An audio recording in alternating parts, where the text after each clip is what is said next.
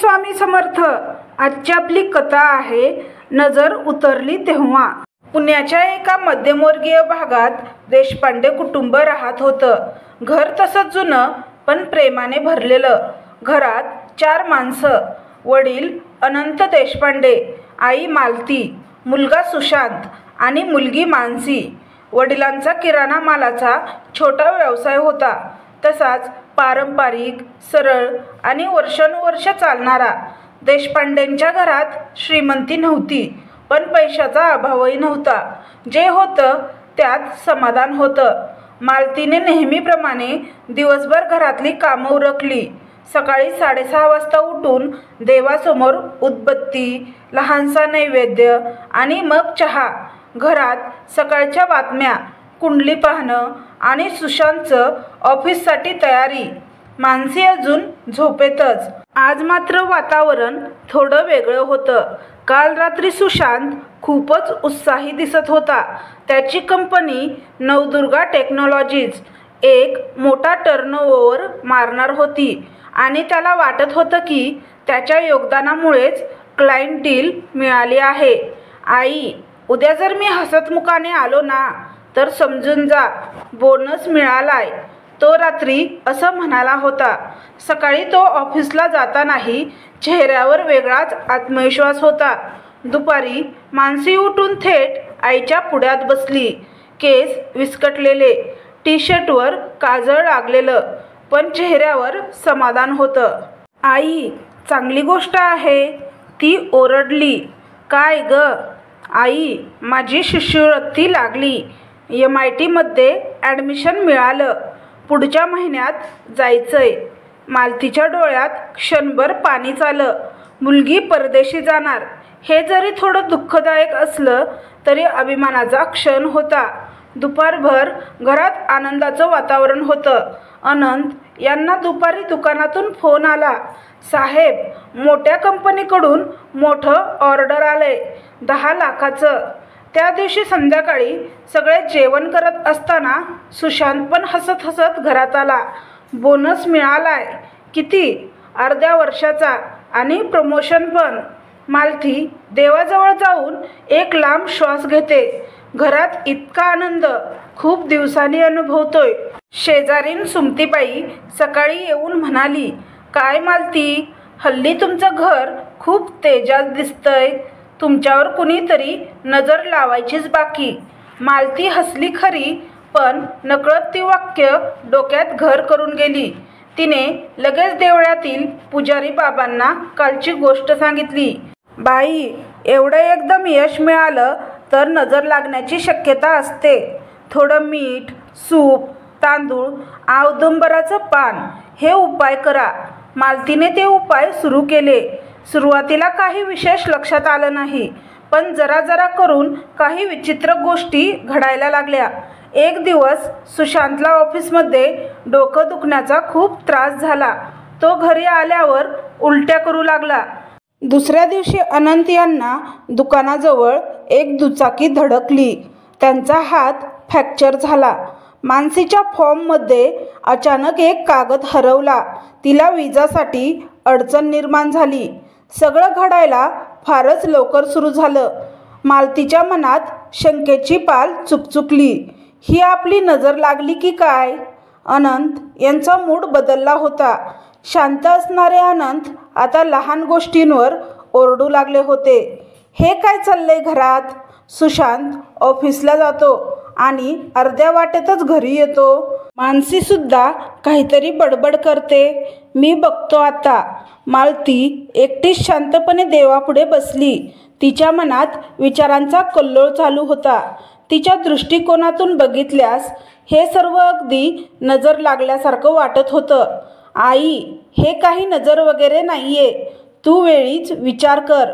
मालतीने चिडून उत्तर दिलं, तुला विज्ञानावरच विश्वास आहे ना, पण हे विज्ञान सगळं समजावत नाही बाळा, काही गोष्टी अनुभवाव्या लागतात।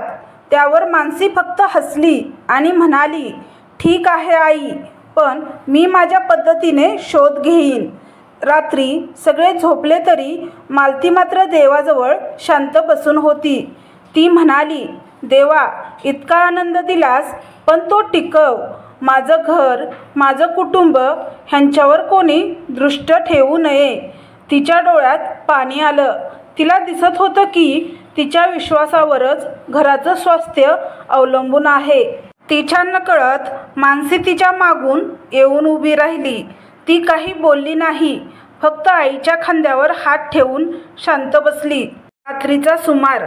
घर झोपलेलं, पण मानसीच्या डोळ्यात झोप नव्हती. आईच्या चेहऱ्यावरची चिंता, बाबांच्या मनोवृत्तीतील बदल, सुशांतचं वारंवार आजारी पडणं, सगळं काही एकत्र घेऊन तिच्या मनात वादळ उठवत होतं. तिला एक गोष्ट ठाम जाणवली, हे सगळं योगायोग असू शकतं, पण त्यामागे काळी नजर नसून एखादी खरी स्पष्ट कारणं असतील. ती उठली, तिच्या लॅपटॉपसमोर बसली आणि गुगलवर शोधू लागली. सतत अपयश येण्याची शास्त्रीय कारणं, कुटुंबामध्ये सामूहिक मानसिक गोंधळ, वास्तविक नजर लागते का, काळ्या जादूवरील श्रद्धेचे मानसिक परिणाम. ती माहिती वाचू लागली आणि हळूहळू तिचा विश्वास बळकट होत गेला. या गोष्टींपेक्षा सत्य वेगळं आहे. सकाळी उठल्यावर तिला आई देवघरासमोर तांदूळ, लिंबू, काळं धान्य आणि मीठ यांचं छोटं विधी करताना दिसली.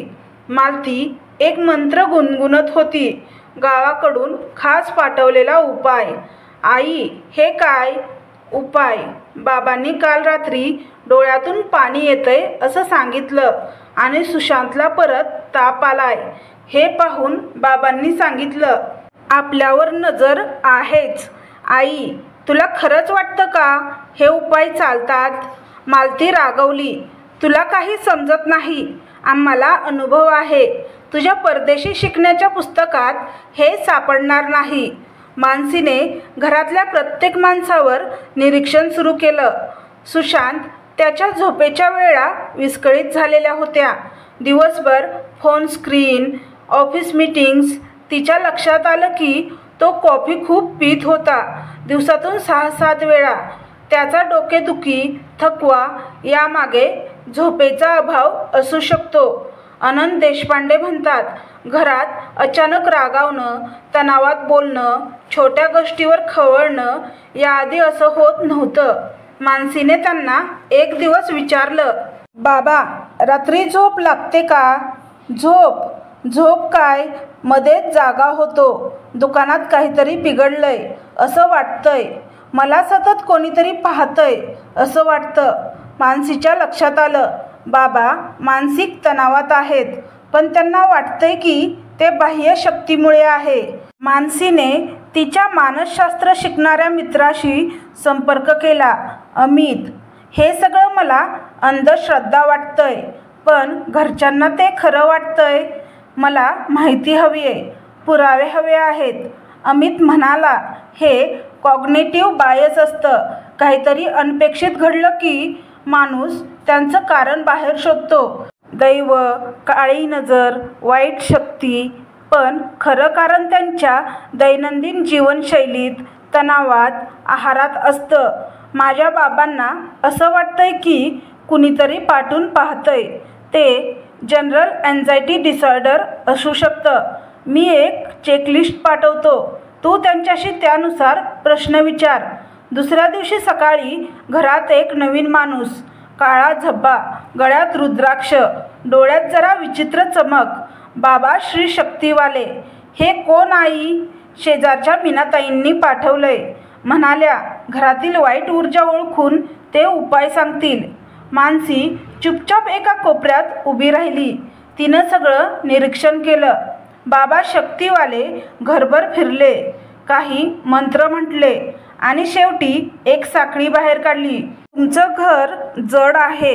कोणीतरी फारच वाईट दृष्टीनं पाहिलंय, पण काळजी करू नका, मी ते दूर करू शकतो. कसं? एक छोटा विधी, 4 दिवसाचा, आणि त्यासाठी काही वस्त्र, तांदूळ, फळं आणि 51,000 रुपयांचा विशेष अनुष्ठान निधी लागेल. मानसीचा संयम सुटला. 51,000 आणि त्याने काय होणार आहे? बाबा म्हणाले, तू या गोष्टींवर विश्वास ठेवत नाहीस का? नाही. आणि मी काय विचारते ते उत्तर द्या. पुरावा काय? बाबा चिडले. शंका घेतलीत तर उपाय होणार नाहीत. हे तुमच्या घरासाठी आहे. मी चाललो. बाबा शक्तीवाले निघून गेल्यावर मालतीने रागाने मानसीकडे पाहिलं. तू का बोललीस तसं? मी जे काही करते ते तुमच्या भल्यासाठीच करते. आई, तो पैसे खाणारा होता. आपल्याला खरं हवंच असेल तर डॉक्टर, तज्ज्ञ आणि सत्य पाहायला हवं. बाबा अँझायटीमध्ये आहेत. सुशांतला तणाव आहे आणि तू फक्त अंधश्रद्धा वाढवत आहेस. अनंत म्हणाले. मानसी, तुला घरात सगळ्यांचं वाईट व्हावं असं वाटतंय का? मानसी थांबली. डोळे भरून आले. नाही बाबा, मला घरच्यांचं खरं सुख हवंय. आणि ते 4 दिवसाच्या विधीने नाही तर खऱ्या कारणाच्या निदानाने मिळेल. त्या रात्री अनंत विचारमग्न झाले. ते मानसीचं बोलणं आठवत राहिले. त्यांनी डॉक्टरला भेटण्याचा निर्णय घेतला. दुसऱ्या दिवशी सकाळी मानसीला एक चिठ्ठी मिळाली. मानसी, मी तुझ्या मित्राच्या चेकलिस्टप्रमाणे सगळी उत्तरं लिहिलीत. उद्या आपण डॉक्टरला भेटू. बाबा. मानसी शांतपणे हसली. तिला वाटलं आता सगळे प्रॉब्लेम सुटायला सुरुवात झाली आहे. कधीकधी सत्य समोर असतं, पण आपली नजर अंधश्रद्धेच्या पडद्यामागे अडकलेली असते. सकाळी मानसी उठली तर बाबांच्या चेहऱ्यावर शांतता होती. काल त्यांनी डॉक्टरला भेटायचं कबूल केलं होतं. ती गॅलरीत आली. तिथे अनंत एकटे बसले होते. बाबा, चहा आणू का? नको ग, बस जरा. त्यांनी तिच्या डोक्यावर हात ठेवला. कधी कधी आपल्या मनात इतकी भीती भरलेली असते की समोरचं साधं कारणही दैवी वाटतं. बाबा, हेच तर मला सांगायचं होतं. अनंत थोडे हसले. आज डॉक्टर राव यांच्याकडे आपल्याला जायचंय. डॉक्टर राव यांनी अनंतची चाचणी घेतली. त्यांनी प्रश्न विचारले. झोप, विचार, स्वप्न, हृदयाचे ठोके, कामावरचा ताण, अचानक चिडचिड, घरात भीती वाटणं. शेवटी त्यांनी सांगितलं, हे सामान्य जनरलाइज एन्झायटी डिसऑर्डर आहे. यामध्ये काही गोष्टींवर अतिविचार होतो, अनपेक्षित भीती वाटते आणि अनेकदा आपल्याला वाटतं की काही वाईट घडणार आहे. अनंत अवाक झाले. म्हणजे ही काळी नजर नाही. नाही, ही तुमच्या मनाची काळी सावली आहे. पण यावर उपचार शक्य आहेत. औषधं, थोडे सत्र आणि सर्वात महत्त्वाचं, समजून घेणारा परिवार. मानसीच्या डोळ्यात पाणी आलं. तिला वाटलं अंधार थोडा तरी हलला. मानसी सुशांतच्या मागे लागली. त्याचं झोपणं, खाणं, वागणं सगळं विस्कळीत होतं. एक दिवस तिने त्याच्या खोलीत एक बाटली सापडली. ऊर्जावर्धक औषधं, एनर्जी पिल्स. हे काय आहे? काही नाही. यामुळे मी कामावर फोकस करू शकतो, पण यामुळेच तुझी झोप उडते, तुला डोकेदुखी होते. हे औषध नाही, व्यसन आहे. मानसी, मला प्रोजेक्ट डेडलाईन होती. मी चुकलो, पण मला वाटायचं की हे उपाय आहेत. हेच तर चूक आहे. आपण आपल्या मानसिक थकव्यावर बाह्य उपाय शोधतो. त्यामुळे शरीराची गती वाढते, पण मन थकलंच राहतं. मालती अजूनही थोडीशी गोंधळलेली होती. ती रात्री देवाजवळ एक पिशवी ठेवायला गेली. तिथे तिला एक पांढरं पाकिट सापडलं. त्यावर लिहिलं होतं, बाबा शक्तीवाले, 25,000 देय, राहिलेली रक्कम. हे काय? तिने मानसीला बोलावलं. मानसी म्हणाली, हा तर तोच बाबा आहे ज्याला आपण हाकललं होतं. याचा अर्थ कोणीतरी परत त्याच्याशी संपर्क केलाय. पण कोण? मानसी मीनाताईंकडे गेली. ताई, बाबा शक्तीवाले तुम्हीच पाठवले होते ना? तुम्ही त्यांना पुन्हा भेटलात का? हो, खरं तर मला वाटलं होतं तुमच्याच घरातून कुणी त्यांना बोलावतंय. त्यांनी मला सांगितलं की त्या घरातून थकलेली रक्कम आहे. म्हणजे कोणी आपल्या घरातून त्यांच्याशी संपर्क ठेवतोय. हो, पण ताई, तो बाबा मला संशयास्पद वाटतो आणि तो फक्त आपल्या भागातच फिरतो. प्रत्येक घरात तोच विधी, तीच रक्कम. मानसीने ठरवलं ती तपास करणार. रात्री ती गुपचूप बाबा शक्तीवाल्याच्या दुकानाजवळ गेली. एक जुना बंद वाडा. तिने मोबाईलवर व्हिडिओ काढला. त्याच वाड्यातून 3 लोक बाहेर येत होते, तांत्रिक आणि त्याच्या 2 मदतनीस. ते लोक नावं घेत होते. देशपांडे कुटुंब तयार आहे का? त्यांना अजून वश करायचं आहे. मुलीला बाजूला ठेवा. थकलेली रक्कम अजून येणार आहे. मीनाताईंच्या नातेवाईकांचं नाव लावलं आहे. नजर त्यांच्या नावाने. मग कुटुंबात फूट पडेल. मानसीचं अंग थरथरलं. हा सगळा कट होता. हे लोक घरामध्ये अंधश्रद्धा पेरून पैसे घेत होते. अमितच्या मदतीने मानसीने पोलिसात पुरावे दिले. व्हिडिओ, आवाजाची क्लिप्स. पोलिसांनी सापळा रचला. एक दिवस मालतीने बाबा शक्तीवाल्यांना घरी बोलावलं. पुन्हा एक विधी करता येईल का म्हणून. बाबा आले आणि त्या क्षणी घराबाहेर पोलीस दाखल झाले. तुम्हाला अटक करण्यात येते. फसवणूक, अंधश्रद्धा वाढवणं आणि आर्थिक गैरव्यवहार यामुळे. त्या रात्री पहिल्यांदा सगळं कुटुंब एकत्र बसलं. कोणाच्याही चेहऱ्यावर वाईटपणा नव्हता, फक्त शरम आणि दिलगिरी होती. अनंत म्हणाले, माफ कर ग, मी तुझ्यावर ओरडलो, पण तूच आपलं घर वाचवलंस. मालतीच्या डोळ्यातून पाणी आलं. माझी श्रद्धा चुकीच्या वाटेवर गेली. पण आता वाटतं, श्रद्धा जर विवेकाने चालत असेल तर तीच खरी शक्ती. सुशांत म्हणाला, मी पण सगळं थांबवतो. झोपेच्या गोळ्यांपासून ते सततच्या कॉफीपर्यंत मी स्वतःवर लक्ष देईन. घरात आता सच्च्या संवादाचा, शाश्वत प्रयत्नांचा सुगंध होता. मानसीने आपल्या अभ्यासाचा एक ब्लॉग सुरू केला. Black magic versus mind logic. अंधश्रद्धेवर विज्ञाननिष्ठ दृष्टिकोनातून लिहिलेला. कुटुंब आता चर्चामध्ये बोलू लागलं. व्यायाम, मानसिक आरोग्य, सकारात्मक सवयी. शेवटी मालतीने देवघरात एक छोटा फलक ठेवला. श्रद्धा हवीच, पण डोळस. अंधश्रद्धा संपली, पण त्याच्या सावल्या अजून मनावरून गेल्या नाहीत. घरात तांत्रिकाला पोलिसांनी पकडून नेल्यानंतर काही दिवस मानसीला वाटलं की आता सगळं सुरळीत होईल. पण त्याऐवजी घरातलं वातावरण जास्त शांत पण जड झालं होतं. अनंत बाबांनी दुकान काही दिवस बंद ठेवण्याचा निर्णय घेतला. ते शांतपणे पुस्तक वाचत बसत, पण डोळ्यात अपराधगंड स्पष्ट दिसायचा. मालती काहीसं गप्प झाल्या होत्या. त्यांना कुठलाही निर्णय घेताना 100दा विचार करावा लागायचा. सुशांत घराबाहेर पडायचं टाळत होता.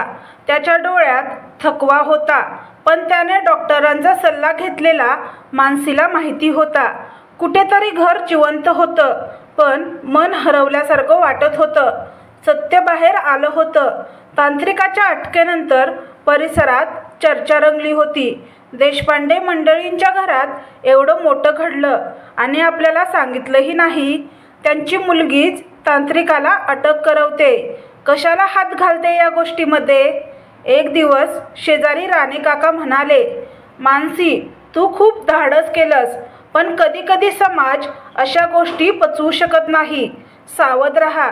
मानसी विचारात पडली. सत्यासाठी लढणं, पण त्याची किंमत समाजाच्या संशयाने मोजावी लागते, हे तिला उमगायला लागलं.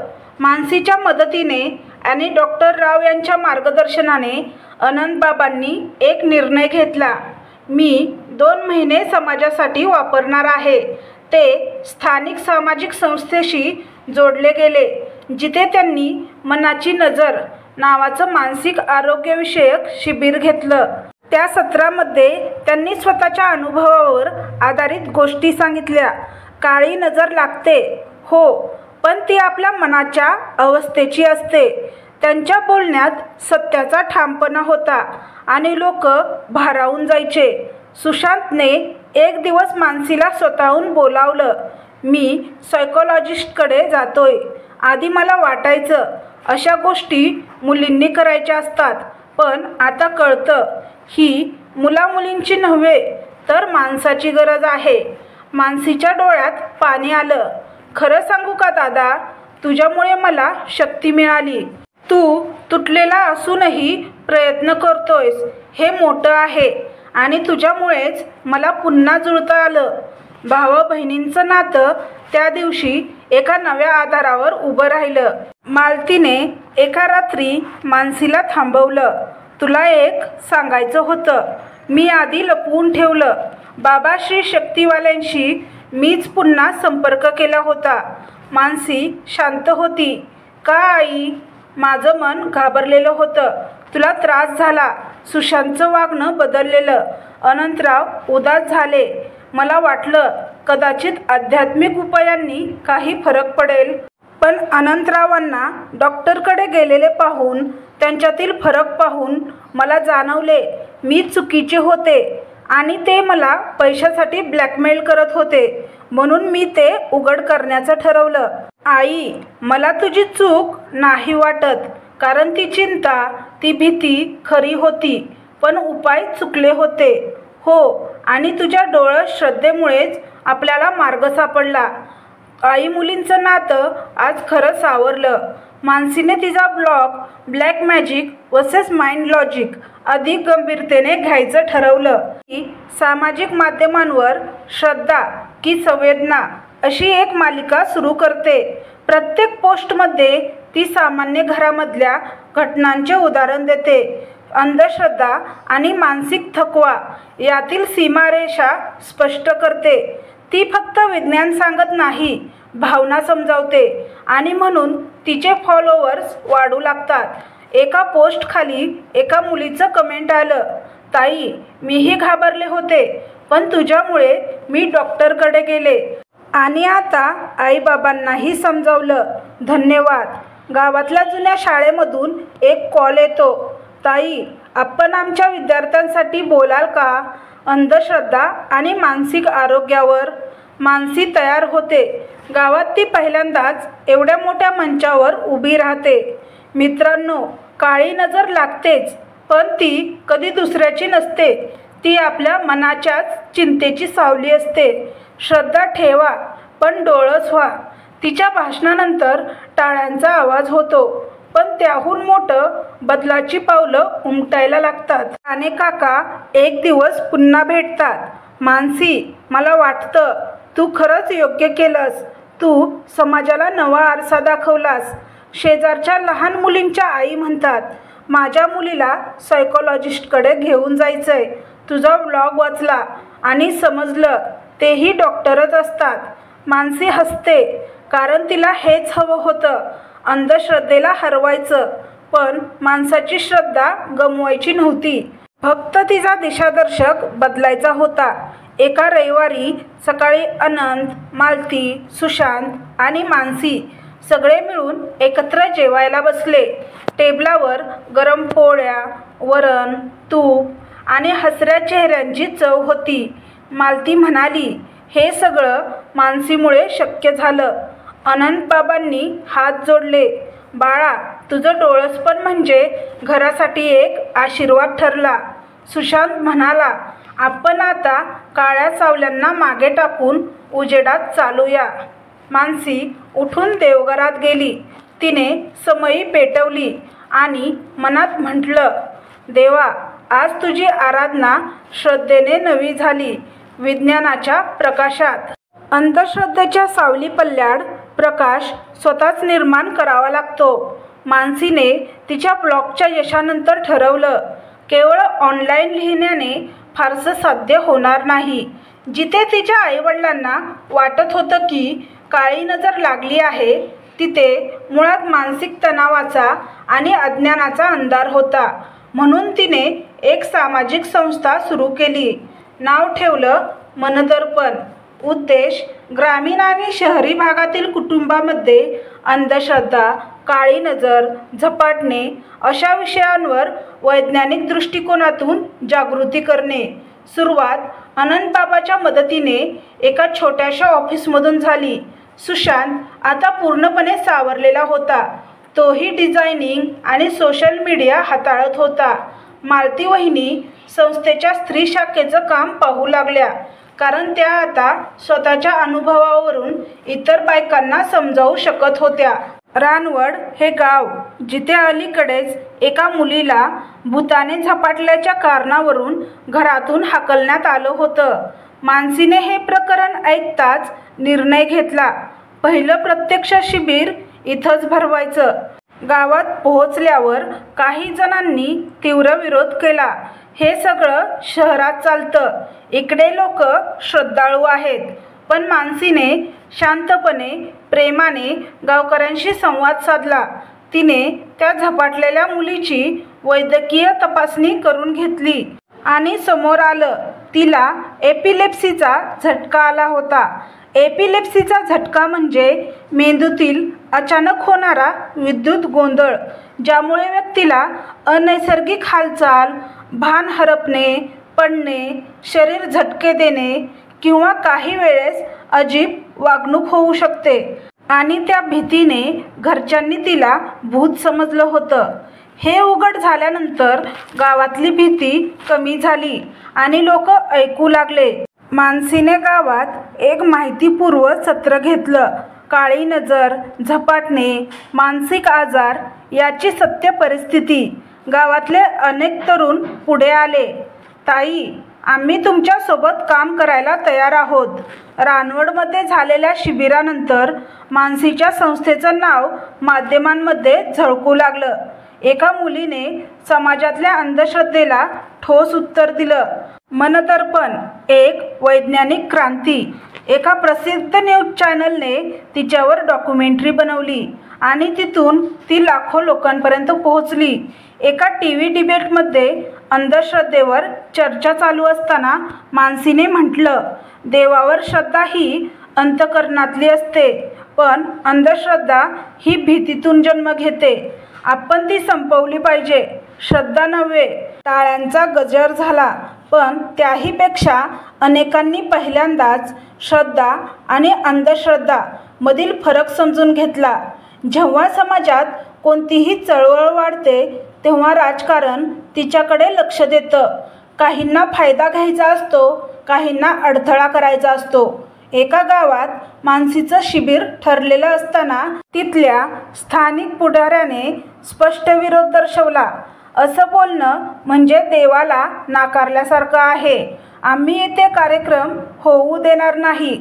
मानसी घाबरली नाही, पण अनंतबाबांनी तिच्याशी बोलून समजावलं, तू सत्य सांगतेस, पण सत्याला मांडण्याची पद्धतही काळजीपूर्वक असावी लागते. तिने पुढच्या कार्यक्रमात आधी गावातल्या स्त्रियांशी संवाद साधला, त्यांना मदतीसाठी भागीदार केलं. नव्या युक्तीने समाज बदलायचा होता, विरोध करून नव्हे, समजावून. एका मोठ्या शैक्षणिक संस्थेत आयोजित कार्यक्रमात मानसीला प्रमुख वक्ता म्हणून बोलावलं गेलं. तिच्या भाषणाचं शीर्षक होतं, नजर उतरली तेव्हा. ती म्हणाली, माझ्या घरात जेव्हा अचानक संकट आली, आम्हाला वाटलं काळी नजर लागली आहे, पण नजर दुसऱ्याची नव्हे, ती होती आपल्या स्वतःच्या मनावर. भीती, शंका, अज्ञान हे सगळं एकत्र आलं आणि घर मोडू लागलं. पण नशिबानं मला दिशा मिळाली, वैज्ञानिक विचारांची आणि सर्वात महत्त्वाचं, समजून घेणाऱ्या लोकांची. श्रोत्यांमध्ये टाळ्यांचा गजर झाला, पण त्याहून मोठं अनेकांनी जागरूकतेची सुरुवात केली. त्या दिवशी मानसी घरी परत आली तेव्हा आई देवघरात बसली होती, पण यावेळी हातात फुलं नव्हती. तिच्या हातात मनदर्पणचं माहितीपत्रक होतं. मालती म्हणाली, हे सर्व तुझ्यामुळे शक्य झालं. पूर्वी देवाकडे काहीतरी मागायला जायचो, पण आता फक्त धन्यवाद द्यायला जातो. अनंतबाबांनी मानसीला घट्ट मिठी मारली. तू फक्त आमची मुलगी नाहीस, तू समाजाची मुलगी झाली आहेस. आम्ही तुझ्यावर अभिमान बाळगतो. मनदर्पणच्या ऑफिसमध्ये एक दिवस एक खूप साधा लिफाफा आला. त्यात एक चिठ्ठी होती. ताई, माझ्या घरच्यांनी माझं लग्न एका तांत्रिकाच्या सांगण्यावरून ठरवलं होतं. मी तुमचं भाषण ऐकलं, तुमचा ब्लॉग वाचला आणि विरोध केला. सुरुवातीला ओरडा आला, पण शेवटी घरच्यांना माझं म्हणणं कळलं. आता मी BSc सायकोलॉजी करत आहे. धन्यवाद, कारण तुमच्यामुळे मी आज माझ्या आयुष्याची नजर उतरवली. मानसीने डोळे मिटले आणि एक शांत स्मित तिच्या ओठांवर आलं. ती काळी नजर आता काळात विरघळली होती. मानसीची कथा ही केवळ एका कुटुंबाची नव्हे, ती अशा हजारो घरांची आहे जिथे संकट आलं की अंधश्रद्धा, भीती आणि बुवाबाजींच्या कहाणी वाढतात. पण या सगळ्यात डोळस श्रद्धा, वैज्ञानिक दृष्टिकोन आणि भावनिक समजूत हेच खरे उपाय असतात. तर तुम्हाला ही कथा कशी वाटली हे कमेंट बॉक्समध्ये कमेंट करून नक्की सांगा. कथा आवडल्यास व्हिडिओला लाईक आणि चॅनलला सबस्क्राईब करा. व्हिडिओ पाहिल्याबद्दल मनापासून धन्यवाद. श्री स्वामी समर्थ.